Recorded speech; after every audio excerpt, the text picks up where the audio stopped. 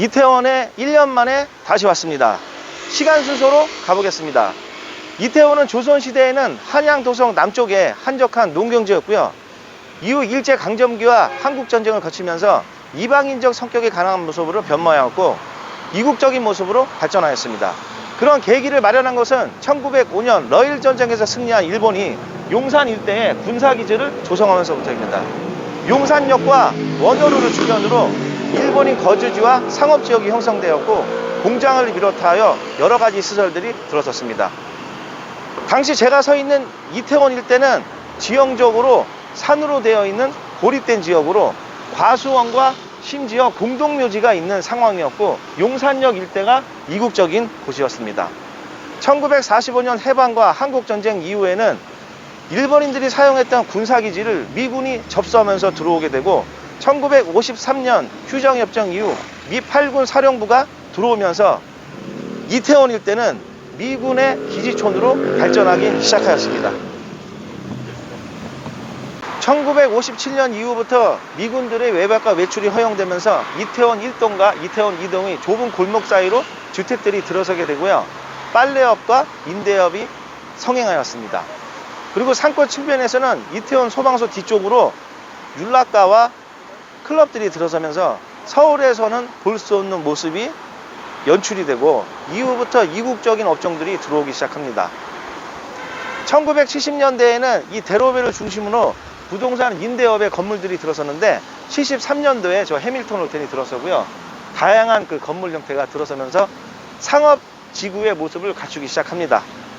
그리고 그 전인 71년도에 예전 그 이태원 재래시장에 복합상가가 성형되면서 의류점들이 들어오고 이 대로변으로 계속 들어서면서 이어져 오고요. 1988년이 전성기인데 그때 이 대로변을 중심으로 해서 약 700개의 매장이 있었다고 합니다. 그러면서 관광지로서의 어떤 이름이 알려지기 시작하고 다른 나라의 외국인과 내국인들도 이용하면서 전성기를 누려왔는데 아쉽게도 90년대 말부터 동대문의 복합상권을 비롯한 그 다양한 지역에 그 복합시설들이 생기다 보니까 그 이후부터 그 이태원의 의류 매장들은 쇠락을 시작하고 2010년 이후까지는 짝퉁을 판매하는 오명을 빚기도 했습니다. 그리고 현재 상황까지 이어지고 있습니다. 이곳의 현재 임대 시세는 1층 연평 기준으로 250에서 350만 원이 형성되어 있고요. 건물 시세는 현재 공실들이 있는 건 상관없이 지리적 위치와 토지 가격이 있다 보니까 평당 1억 3천에서 2억 초반으로 되어 있습니다. 이건 제 개인적인 얘기인데 제가 1985년도에 이태원을 처음 왔어요. 그때 초등학교 6학년이었는데 이곳을 오게 된 계기가 있습니다. 어떤 계기가 있었냐면 분당 신도시와 용인 신도시가 생기기 전에 용인 ILC로 들어가면 예전 용인 구도심이 있어요. 거기에서 다시 한참을 들어가면 역북동이 있었습니다. 거기에 저희 할머니가 살고 계셨어요. 그래서 여름방학 때 놀러 갔었는데 저는 서울에서 거기를 갔기 때문에 그 당시에는 서울에서 왔어? 라는 이미지가 있었어요. 또 제가 그때 그 프로스펙스 신발을 신고 하다 보니까 어깨에 이제 힘이 많이 좀 들어가는 상황이었습니다. 근데 처음에는 그 경계를 하다가 나중에는 친해지고 나서 하루는 용인 시내를 가게 됐어요. 그래서 다시 역북동에서 전답을 지나서 내려가는데 그 아스팔트 길에 외국인들이 조깅을 하고 있는 거예요. 외국인이 있네? 이런 상황인데 그 옆에 있는 친구가 영어로 말을 걸더라고요. Where are you going? 이라고. 그때 제가 문화적 충격을 받았습니다. 나는 서울에서 왔는데 아니 여기 시골 친구가 외국인하고 대화를 하고 있네? 충격을 받았죠. 그리고 이후에 이제 우표 모으는 게 열풍이 일어나면서 이태원에 그 우표 가게가 있었어요. 그래서 그거를 사러 온다고 초등학교 6학년이 85년도에 셋이서 왔습니다. 와가지고 이제 왔는데 이제 외국인들이 엄청 많았어요 그때. 그래가지고 막 눈이 막 돌아가는데 그 친구들은 용인에서 그 외국인들하고 말 거는 게 익숙해졌기 때문에 여기 와서도 외국인한테 말을 막 걸었어요. 몇 시냐고. 근데 여기는 용인하고 다르게 어떤 게 있었냐면 좀 짓궂더라고요 외국인들이. 그래서 제 친구가 와타미즈에 물었는데 저 태양을 가르치는 거예요. 해시계 보라고. 그런 경험이 있던 곳입니다. 그 이후에 제가 고등학교 1학년 때 악대부 생활을 했어요. 그때 이제 악기를 고치려고 하면은 낙원상가에서 악기를 고치고 나서 그 졸업한 선배들이 가끔씩 그 이태원을 데리고 왔는데 그때 여기 올드 재즈 지금 3층에서 이제 절로 옮겼는데 오게 됐죠. 그래서 저가 89년도에 다시 또 이 상권을 이용하게 됩니다. 그러면서 오늘날까지 쭉 이태원을 이용하고 있는 이태원을 사랑하는 사람 중에 한 명입니다. 그때 우표 가게가 어디 있었냐면 여긴가 어디 있었어요. 여기가 이게 그 구분상가로 옛날 건물에 쪼개져 있어가지고 우표 가게가 있었어요. 이게 85년도 얘기입니다.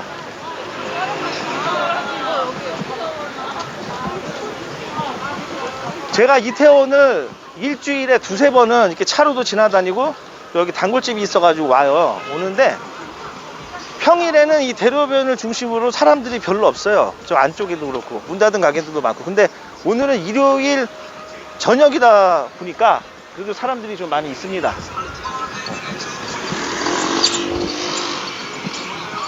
저 이면으로 해서 올라가 보겠습니다. 제가 이 걸어가고 있는 길은 이태원 원조 상권으로 1950년대부터 개발된 곳입니다. 당시에는 율라가와 클럽, 유흥 상권이 있던 곳이었고요.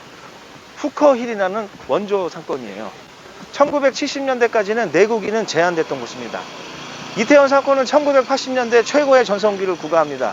외국인 특화 거리로 조성되면서 심야 영업 제한이 없던 곳이었습니다. 그러다 보니까 내국인을 비롯하여 다양한 나라의 외국인들이 오는 유흥 상권으로 발전하기 시작했습니다. 하지만 아쉽게도 1989년도에 노태우 정부 때 번좌의 전쟁이 선포되면서 많은 유흥업소들이 사라졌고요. 동시에 강남이 개발되면서 유흥업소의 분산으로 쇠락기를 걷고 있었는데 그 시기에 두 가지 일이 벌어집니다. 첫 번째는 1997년도에 서울시 최초로 이태원을 관광특구로 지정합니다. 이태원로를 지구단위 계획으로 지정하면서 숙박과 외식업종을 형식으로 해서 해밀턴호 뒤쪽으로 3개의 음식거리를 조성하고요. 2001년도에 지하철 6호선이 들어섭니다. 이것은 미군에서 외국인에서 내국인들이 많이 오게 되는 요소를 만들었습니다. 그에 따라 젊은 층들이 들어오면서 다양한 형태의 클럽, 펍, 외식업종들이 들어오면서 변화를 일으켰고, 동시에는 대로변을 중심으로 대기업 프랜차이즈들이 들어오면서 임대료가 급격히 상승했습니다. 또 그와 맞물려서 2003년도에 용산 미군 기지가 이전을 확정했습니다. 2017년도에 거의 마무리가 됐는데 이 기간 동안은 14년 동안 아무 일을 못했어요.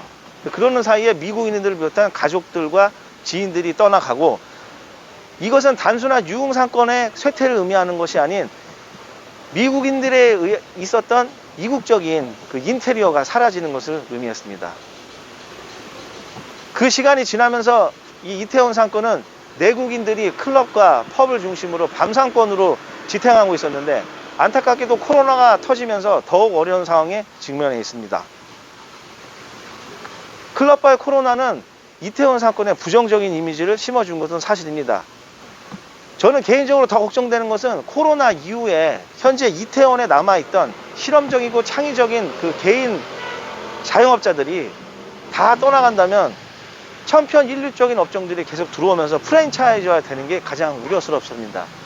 그것을 막으려면 이 대로변을 중심으로 들어서고 있는 그 상가 건물들에 이태원의 분위기에 맞는 업종들이 들어와야 되는데 그것이 단기적으로는 쉬워 보이진 않습니다.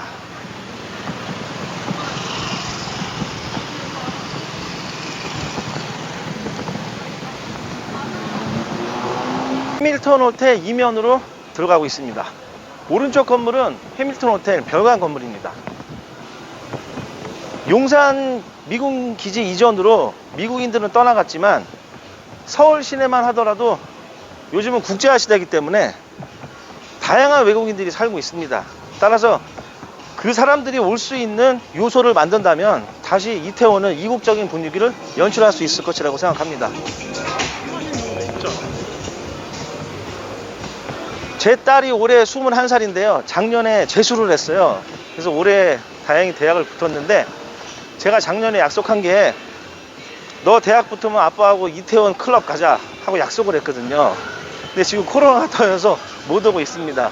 제가 예전 어렸을 때 헐리우드 영화를 보면 아빠하고 딸이 클럽에서 막 다정하게 춤추는 모습을 보고, 아, 나는 이제 커서 딸을 낳으면 그렇게 해봐야지 했는데 빨리 코로나가 끝나야지 딸하고 손잡고 올 수 있습니다.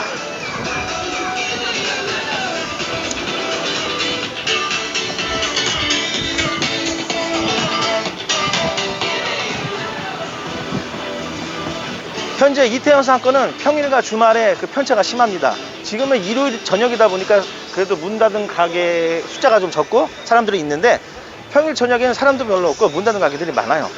그런 상황이지만 워낙 지리적 위치가 좋고 역사와 전통이 있는 상권이기 때문에 조금만 상황이 반전되면 많은 사람들이 모이는 상권입니다. 따라서 폭망하는 상권은 절대 아니에요. 또 개발 호재가 있는데 냉탕과 온탕을 왔다 갔다 합니다. 온탕은 여러분들 잘 아시는 용산공원이 그 예정돼 있고 또 한남 뉴타운이 개발되고 있잖아요. 그것은 온탕인데, 냉탕은 상권 측면에서 보면 그 시점이 이제 문제라는 거죠. 단기적으로 봤을 때는 아직까지는 이태원에 어려움이 많이 있습니다.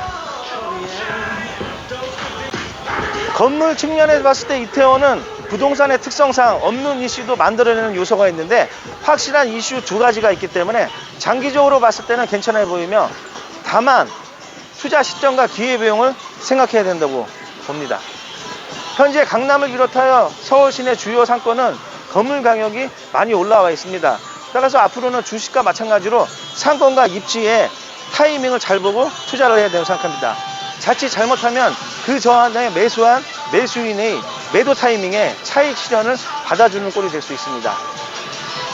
이태원은 개인적으로 저에게 과거에는 온통 술판에 번잡스러움이 난무하는 곳이었지만, 새로운 업종이 실현되고 다양한 음악의 장르가 흐르는 자유분방하고 해방가도 같은 곳이었습니다.